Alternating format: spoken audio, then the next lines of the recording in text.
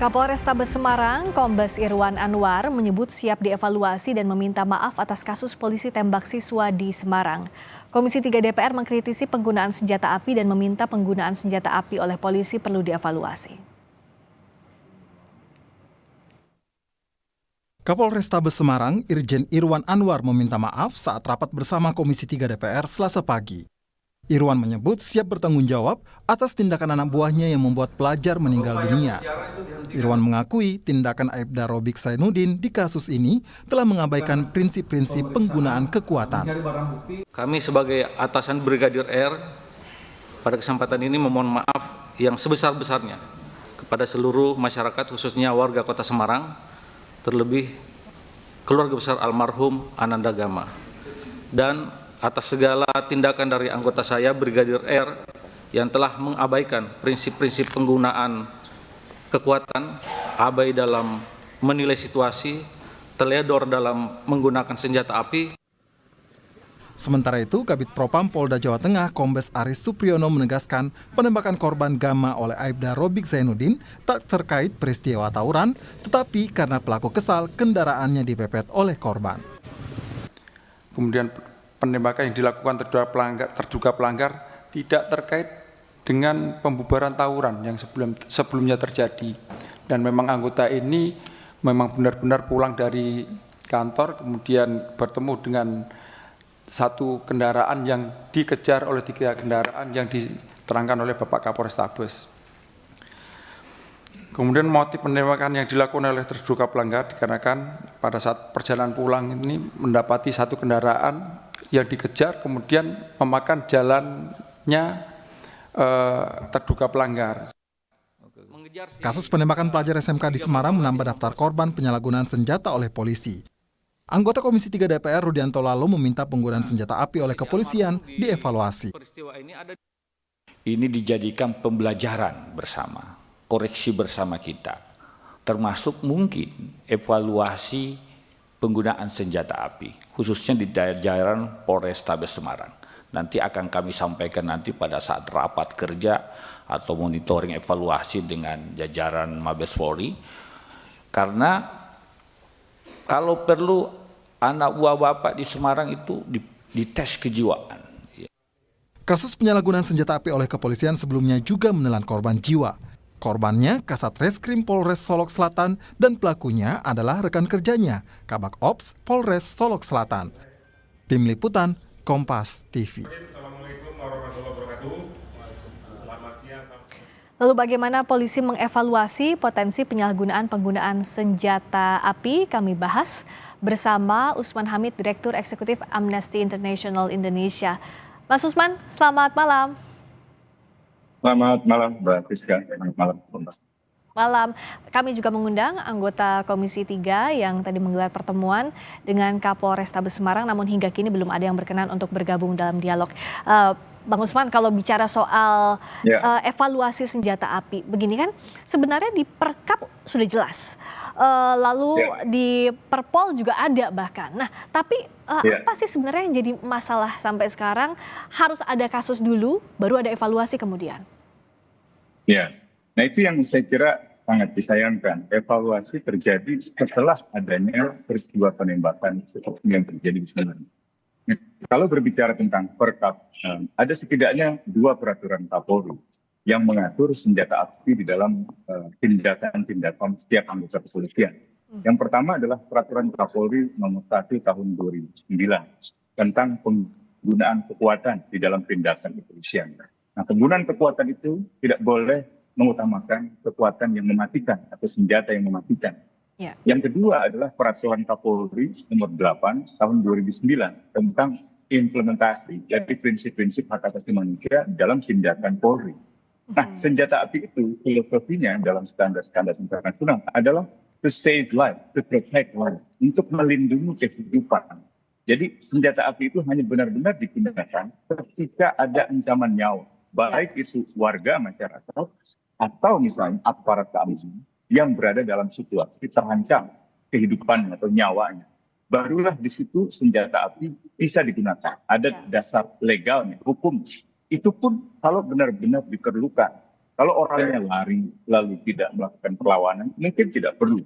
Atau secara proporsional, misalnya kalaupun ditembak ketika orang melakukan tindakan kekerasan mengancam nyawa aparat, tembaknya mungkin di tangan atau mungkin di Ya. kaki, bukan di titik-titik mematikan. Nah, Ya. hal semacam ini sebenarnya sudah ada. Pertanyaannya adalah apakah prosedur itu ketika dilanggar benar-benar pelanggarnya dihukum. Jadi akuntabilitas semacam itu yang saya kira tidak ada di dalam banyak kasus yang mungkin sulit untuk dihitung lagi jumlahnya. Oke, kalau tadi rapat Komisi 3 DPR bersama jajaran Polrestabes Semarang ada perbedaan pernyataan bahwa korban Gama ini kalau menurut Kapolrestabes ini terlibat tawuran, tapi kalau kata Kabid Propam Polda Jawa Tengah ini tidak terlibat tawuran. Tapi dari dua alasan ini, menurut Anda apakah semestinya tidak ada opsi menggunakan senjata api apalagi menghilangkan nyawa? Tidak ada seharusnya ketika menangani ketertiban, keamanan atau ketertiban umum dalam skala yang seperti itu. Kecuali dalam situasi huru-hara. Itu pun ada gradasinya. Ya. Kan polisi punya alat, misalnya alat pentung atau alat pelindung lainnya dan seterusnya gitu. Ada usaha-usaha persuasi kepada tokoh masyarakat, kepada tokoh-tokoh agama dan seterusnya ketika ada sebuah kericuhan dalam skala besar. Tapi kalau dalam skala peristiwa misalnya di Semarang, sama sekali tidak perlu ada senjata api. Kepolisian itu, setiap petugas kepolisian pada dasarnya tidak diperbolehkan membawa senjata api setiap hari. Ya. Dia adalah petugas dari lembaga sipil. Jadi bukan lembaga militer yang misalnya setiap waktu bersiaga untuk adanya perang dan seterusnya gitu. Jadi saya kira kontrol terhadap senjata, kontrol terhadap kepolisian itu harus benar-benar berbasis pada pendekatan sipil, bukan pendekatan senjata api seperti itu. Jadi dalam kasus Semarang, alasan untuk mengatakan bahwa Gama itu terlibat tawuran, seandainya pun benar, faktanya kan salah. Kalaupun benar, tidak diperbolehkan anggota kepolisian menggunakan senjata begitu saja. Apalagi sekarang kita lihat beredar CCTV atau beredar sebuah video yang memperlihatkan bahwa penembakan itu terjadi begitu saja tanpa ada alasan yang bisa membenarkan anggota kepolisian menggunakan senjata api. Tidak ada keadaan mendesak, tidak ada keadaan terancam dari dirinya sebagai petugas yang ingin menyelamatkan diri atau menyelamatkan orang lain. Jadi saya kira tindakan di Semarang itu sama sekali tidak bisa dibenarkan. Ya. Yang kedua, yang juga sangat penting, Priska, adalah kebiasaan aparat ketika melakukan pelanggaran, lalu meminta korbannya untuk membuat surat pernyataan, tidak akan menuntut. Itu mengajarkan masyarakat untuk tidak mematuhi hukum, mengajarkan masyarakat untuk justru menghindar dari proses hukum. Itu saya kira harus dihentikan. Silahkan kalau pihak kepolisian, misalnya Kapolri, Kapolda, ingin memberikan katakan bantuan. Tapi tidak boleh ada ikatan, tidak boleh mengikat misalnya diminta untuk menandatangani pernyataan untuk tidak menuntut hukum. Itu haknya dia. Haknya itu nggak bisa dicabut, ditukar dengan uang atau apapun. Itu yang saya kira harus jadi catatan Kapolri, Kadif Propam, Irwaskrim, dan seluruh jajaran PJU di kepolisian. Kalau soal gradasi dan berbalik ke aturan sudah dijelaskan juga Bang Usman tadi di peraturan Kapolri jelas. Bahkan di pasal 48 huruf B penggunaan senjata api oleh polisi hanya digunakan dalam keadaan adanya ancaman terhadap jiwa manusia, itu Perkapolri nomor 8 tahun 2009. Betul. Dan bahkan disebutkan juga di pasal 8 ayat 2 ini adalah upaya terakhir untuk menghentikan tindakan pelaku kejahatan atau tersangka. Nah, dalam kasus ini sementara sudah ada dasar hukumnya, apa yang bisa dilakukan, siapa yang bisa berwenang untuk mengawasi penegakan hukum saat ada pelanggaran hukum, sementara yang melakukannya adalah polisi. Artinya kan harus ada transparansi di lini penegakan hukum, Bang Usman. Iya, jadi harus ada pengawasan yang berlapis. Pengawasan itu bisa bersifat internal. Ya, misalnya di kepolisian itu kalau kasusnya secara umum itu diawasi oleh Irwasum, Inspektorat Pengawasan Umum. Tapi kalau sudah sangat spesifik masuk ke dalam tahap proses hukum, penyidikan itu ada Karowasidik, Kepala Biro Pengawasan Penyidikan. Kalau menyangkut pelanggaran profesi itu ada Kepala Divisi Propam, ada Paminal di bawahnya. Itu pengawasan yang bersifat internal. Pengawasan lain yang bersifat internal tapi di dalam pemerintah adalah Kompolnas, Menko Polhukam, misalnya Pak Budi Gunawan, itu membawahi Komisi Kepolisian Nasional. Komisi Kepolisian Nasional itu tugasnya menyiapkan kajian strategis untuk kepolisian melalui presiden, tetapi juga mengawasi perilaku hari-hari anggota kepolisian. Kalau ada kasus semacam ini, perlu dikaji secara lebih serius, lalu kemudian diajukan perubahan. Itu pengawasan di tingkat Kompolnas. Pengawasan lain di tingkat legislatif adalah Komisi 3. Nah, Komisi 3 perlu mengambil langkah-langkah yang serius, memanggil Kapolri, memanggil Kapolda untuk memastikan adanya penghukuman, adanya pertanggungjawaban. Jadi kalau menggunakan kekuatan atau senjata api, apalagi senjata api yang seperti ini yang mematikan, setidaknya ada 4 lapis itu untuk dievaluasi dalam pengawasan. Yang pertama, apakah ada dasar hukum? Tadi Mbak Friska benar mengatakan bahwa penggunaan senjata api itu dibatasi dan hanya boleh digunakan dalam situasi kalau ada ancaman nyata, baik itu kepada warga masyarakat maupun kepada aparat yang sifatnya segera dan nyata. Dan kalau tidak digunakan, maka nyawa seseorang itu akan misalnya hilang. Yang kedua adalah selain batas legal atau batas dasar hukum, yang kedua adalah memang tindakan itu benar-benar diperlukan, ada azas necesitas. Yang ketiga, tindakan itu proporsional, ada asas proporsionalitas. Dan yang keempat adalah azas akuntabilitas. Ya kalau diduga melanggar aturan, dia harus bisa dipertanggungjawabkan di muka hukum. Jangan sampai ini berhenti di tingkat indisipliner. Karena ini sudah bisa dikategorikan sebagai pembunuhan di luar hukum. Pembunuhan di luar hukum itu pelanggaran berat hak asasi manusia. Jadi harus dibawa ke pengadilan. Nah, tentu ada langkah-langkah lain ya. Misalnya pelatihan yang memadai, pengawasan independen, dan seterusnya gitu. Termasuk pemeriksaan psikologi kepada anggota kepolisian yang memang memegang atau menggunakan senjata api di dalam sebuah penanganan masalah. Entah itu pemeliharaan keamanan atau menyangkut masalah penegakan hukum.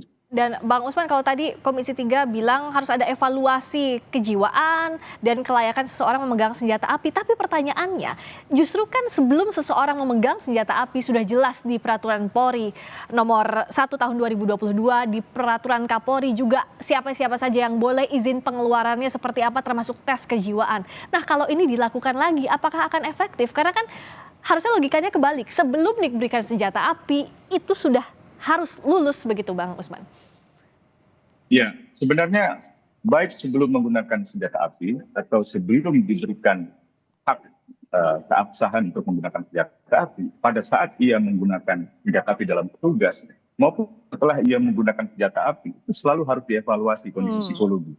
Bisa saja seorang petugas kepolisian ketika meminta izin menggunakan senjata api, psikologinya sangat stabil, sangat matang, dan tidak emosional. Tetapi ketika menghadapi suatu masalah, ia bisa berubah menjadi sangat temperamental. Misalnya hanya karena dipepet, seperti dalam kasus drama, lalu ia marah dan kemudian menggunakan senjata api seperti itu. Jadi baik sebelum mendapatkan izin menggunakan senjata api, saat melaksanakan tugas dengan senjata api, maupun setelah menggunakan senjata api, itu harus dievaluasi, termasuk berapa peluru yang keluar, berapa senjata yang digunakan, jenis senjatanya. Nah, tapi di luar itu semua, yang terpenting yang sering kali dihadapi oleh masyarakat adalah tidak adanya penghukuman. Jadi biasanya kasus macam ini berhenti di tengah jalan, entah karena hukumannya ringan, misalnya indisipliner, atau sekedar dimutasi, atau misalnya masyarakatnya diminta untuk tidak menuntut, sehingga tidak ada desakan kepada kepolisian untuk mengambil tindakan hukum seperti menghukum anggotanya atau mengajukan anggotanya ke muka hukum, ke pengadilan. Oke, kalau dari berkaca dalam kasus ini, tadi juga secara ekstrim dikatakan oleh Wayan Sudirta, anggota Komisi 3 DPR, ya bahkan polisi dikasihnya pentungan aja seperti di negara maju. Tapi kan ini tampaknya bukan solusi juga, tidak bisa menggeneralisasi ya Bang Usman untuk hal ini. Nah, jalan tengahnya itu apa? Dalam waktu dekat lah, kalau secara aturan kan sudah ada, kalau dievaluasi secara berkala itu harus, tapi jangka dekatnya apa ya untuk jadi solusi jalan tengahnya? Yang waktu dekatnya tidak bisa bersifat emosional seperti itu. Udah, nggak boleh pakai senjata api, cukup pentungan. Sudah, bawa saja Polri di bawah TNI. Itu kan solusi-solusi yang jangka pendek, yang sangat emosional, yang mungkin disebabkan karena ketidaksukaan yang lain. Yang terpenting adalah memastikan bahwa orang yang menembak Gama itu mendapatkan hukuman di pengadilan. Tentu saja ia harus diproses hukum secara benar, secara adil. Diberikan hak pendampingan, diberikan hak pembelaan, tapi harus sampai di pengadilan umum. Yang kedua adalah adanya transparansi dalam penggunaan senjata api.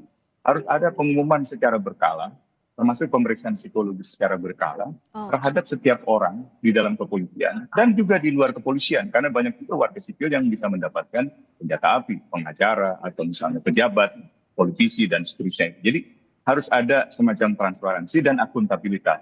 Dan yang juga penting adalah mengefektifkan pengawasan independen. Pengawasan independen itu untuk memastikan bahwa pengawasan internal di kepolisian lewat Irwasum, Karwasidik, lewat Divpropam dan seterusnya, atau Pamina itu bisa berjalan efektif karena adanya pengawasan independen dari lembaga misalnya seperti Kompolnas atau dari Komisi Nasional Hak Asasi Manusia atau dari lembaga-lembaga masyarakat dan juga lembaga legislatif seperti Komisi 3. Jadi saya kira dengan akuntabilitas, transparansi dan pengawasan independen itu, maka kasus-kasus semacam ini di kemudian hari bisa berkurang setidak-tidaknya.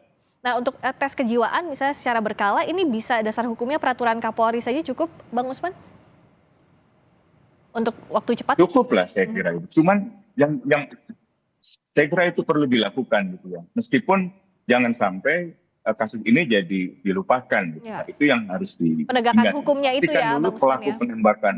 Ya, penegakan hukumnya dulu, entah kasus yang polisi membunuh ibunya di Bogor atau misalnya polisi yang menembak pelajar gitu ya, atau polisi yang menembak mahasiswa dan seterusnya gitu. Jadi harus ada pertanggungjawaban atas setiap penggunaan senjata api, apalagi sampai mengakibatkan hilangnya nyawa manusia. Yang bisa mendesak agar penegakan hukum ini bisa berjalan transparan, satu juga memberikan efek jerak kan, kalau tadi dikatakan hukumannya indisipliner, tidak pidana maksimal, tidak ada efek jerak. Nah itu siapa yang bisa mendesak itu, Bang Usman? Ya kita semua. Pertama tentu saja kita berharap fungsi-fungsi pengawasan internal di kepolisian berjalan. Kalau tidak